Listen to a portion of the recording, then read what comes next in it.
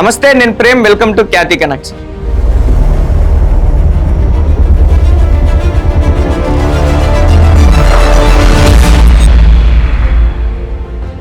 ఆంధ్రప్రదేశ్ను గత కొన్ని నెలలుగా కుదిపేస్తున్న నకిలీ మద్యం కుంభకోణం కేసు ఇప్పుడు అత్యంత సంచలన మలుపు తిరిగింది. సిట్ మరియు ఎక్సైజ్ అధికారులు కోర్టులో సమర్పించిన 1300 పేజీల తుది ఛార్జ్ షీట్ ఒకవైపు, దీనిపై మాజీ మంత్రి వైకాపా నేత జోగి రమేష్, వైఎస్ఆర్ కాంగ్రెస్ పార్టీ శ్రేణులు చేస్తున్న పదునైన ఎదురుదాడి మరోవైపు. ఇప్పుడు రాష్ట్ర రాజకీయాల్లో ఇవి అగ్గిరాజేస్తున్నాయి. అసలు ఈ నకిలీ మద్యం దందా వెనుక ఉన్న అసలు సూత్రధారులు ఎవరు? అధికార పక్షం చెప్తున్న కథనం ఏంటి? ప్రతిపక్ష వైకాపా మరియు జోగి రమేష్ ఇస్తున్న కౌంటర్ వర్షన్ ఏంటి? ముందుగా సిట్ అధికారులు కోర్టుకు సమర్పించిన ఛార్జ్ షీట్ వివరాల్లోకి వెళ్తే, ఇందులో మొత్తం 25 మందిని నిందితులుగా చేర్చారు. ప్రధాన నిందితుడు అద్దేపల్లి జనార్దన్ రావును A1 గా పేర్కొనగా, మాజీ మంత్రి జోగి రమేష్ ను A18 గా, ఆయన సోదరుడు జోగి రామును A19 గా చేర్చారు.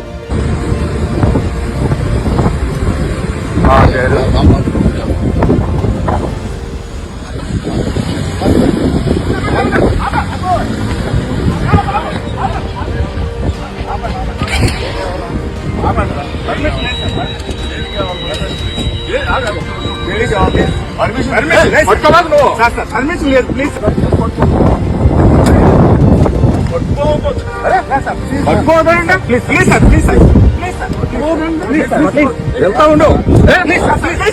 ఆగండి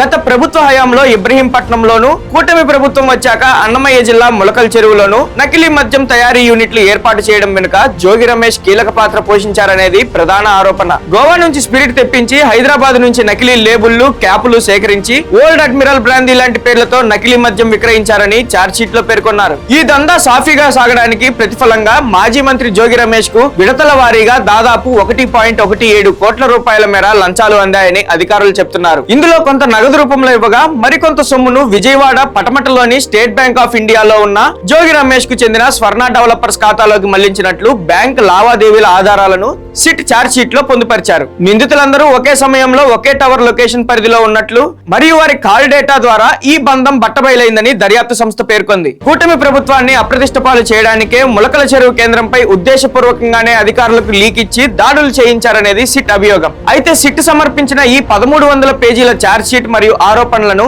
మాజీ మంత్రి జోగి రమేష్ పూర్తిగా తిరస్కరించారు. తనపై జరుగుతున్నదంతా రాజకీయ కక్ష సాధింపు చర్య అని ఆయన స్పష్టం చేశారు. నకిలీ మద్యం తయారీ, సరఫరా లేదా విక్రయాలతో తనకు ఎలాంటి సంబంధం లేదని, భార్య బిడ్డల సాక్షిగా తాను ఏ తప్పు చేయలేదని భావోద్వేగంగా ప్రకటించారు. ప్రాథమిక రిమాండ్ రిపోర్ట్ లో ఎక్కడా తన పేరు లేదని, కేవలం రాజకీయంగా తనను దెబ్బతీయడానికే తరువాతి కాలంలో కేసులోకి లాగారని ఆయన వాదిస్తున్నారు. జోగి రమేష్ తన వర్షన్ ను బలంగా వినిపిస్తూ ముఖ్యమంత్రి చంద్రబాబు నాయుడు, ఐటీ మంత్రి నారా లోకేష్ లను ఒక బహిరంగ సవాల్ విసిరారు. నాకు ధైర్యం ఉంది. తిరుమల శ్రీవారి సన్నిధిలో లేదా కనకదుర్గ అమ్మవారి ఆలయంలో ప్రమాణం చేయడానికి నేను సిద్ధం. నాతో పాటు చంద్రబాబు, లోకేష్ కూడా వచ్చి ప్రమాణం చేయగలరా? నాతో కలిసి లైట్ డిటెక్టర్ పరీక్షకు గాని, నార్కో అనాలిసిస్ పరీక్షలకు గాని రావడానికి అధికార పక్షానికి దమ్ముందా అని ఆయన ప్రశ్నించారు. చంద్రబాబు నాయుడు గారిని నేను అడుగుతా ఉన్నా, ఎందుకు ఇంత డైవర్షన్ పాలిటిక్స్ తో ప్రభుత్వం ఏదైనా ప్రతిపక్షంగా ఎక్కడికైనా వస్తా, నా కుటుంబ సమేతంగా వస్తాను, తిరుమలైనా వస్తా, బెజవాడ కనకదుర్గమ్మ దగ్గరికైనా వస్తా, లేదు కాదు కూడదంటే చంద్రబాబు నాయుడు ఇంటికైనా వస్తా అని చెప్పారు. భగవద్గీత మీద ప్రమాణం చేయమని చెప్పారు. ఇన్ని రోజులుగా నా మీద ఒక బురద తల్లి ఆ క్రీడను చూస్తూ రాక్షసానందం పొందుతున్న ముఖ్యమంత్రి చంద్రబాబు నాయుడుకి, లోకేష్కి అసలు వ్యవస్థలను నాశనం చేస్తారు. మీరు మీకు ఇచ్చిన మ్యాండేట్ ని నాశనం చేస్తా ఉన్నారు. ప్రజలు మీకు మంచి మ్యాండేట్ ఇస్తే ఆ మ్యాండేట్ నాశనం చేస్తా ఉన్నారు. ఇటువంటి దిగజారిపోయిన ఈ ప్రభుత్వాన్ని ప్రశ్నిస్తా ఉన్నా, నా ప్రశ్నలకు జవాబు చెప్పమని చంద్రబాబుని అడుగుతున్నా, లోకేష్ ను కూడా అడుగుతా ఉన్నా. ఈ కేసులో A1 నిందితుడు అద్దేపల్లి జనార్దన్ రావు మాట్లాడినట్లు సోషల్ మీడియాలో విడుదలైన ఒక వీడియోపై కూడా జోగి రమేష్ తీవ్ర అభ్యంతరం వ్యక్తం చేశారు. ఆ వీడియో పోలీస్ కస్టడీలో ఉన్నప్పుడు బలవంతంగా ఒత్తిడి తీసుకువచ్చి రికార్డు చేయించిన స్క్రిప్టెడ్ వీడియో అని ఆయన ఆరోపించారు. తానే స్వయంగా ఇబ్రహీంపట్నంలోని అక్రమ మద్యం నిల్వలను ప్రజల ముందుకు తెచ్చి విజువల్స్ చూపించి మాఫియాను ఎండగట్టారని, ఆ నిజాన్ని జీర్ణించుకోలేక అధికార పక్షం తనపై బురద జల్లుతుందని ఆయన స్పష్టం చేశారు. ఏపీ పోలీసుల ఆధ్వర్యంలో నడిచే ఈ ప్రత్యేక దర్యాప్తు దర్యాప్తు బృందం పక్షపాతంగా వ్యవహరిస్తుందని, అధికార పార్టీ చెప్పినట్లే అది వింటుందని విమర్శిస్తూ ఈ నకిలీ మద్యం కేసు దర్యాప్తును కేరళ భవానీపురం పిఎస్ పరిధిలోని కేసులతో కలిపి కేంద్ర దర్యాప్తు సంస్థ అయిన సిబిఐకి అప్పగించాలని కోరుతూ ఆయన ఆంధ్రప్రదేశ్ హైకోర్టులో పిటిషన్ దాఖలు చేశారు. తన ఫోన్లను కూడా ఫోరెన్సిక్ ల్యాబ్ కు పంపడానికి తాను సిద్ధంగా ఉన్నానని కోర్టుకు తెలిపారు. ఇక ఈ వ్యవహారంపై వైఎస్ఆర్ కాంగ్రెస్ పార్టీ ఒక స్పష్టమైన పొలిటికల్ నెరేటివ్ ను తెరపైకి తెచ్చింది. వైకాపా కేంద్ర కార్యాలయం నుంచి విడుదలైన ప్రకటనల ప్రకారం ఈ నకిలీ మద్యం నెట్వర్క్ అంతా ప్రస్తుత కూటమి ప్రభుత్వ హయాంలోనే గత 2-3 నెలలుగా విచ్చలవిడిగా విస్తరించిందని పార్టీ ఆరోపిస్తుంది. ఎక్సైజ్ శాఖకు చెందిన అసిస్టెంట్ కమిషనర్, డిప్యూటీ కమిషనర్ల ప్రాథమిక నివేదికల ప్రకారమే ఈ నకిలీ మద్యం దందాలు ఇటీవలి కాలంలోనే జరిగాయని వైకాపా గుర్తు చేస్తోంది.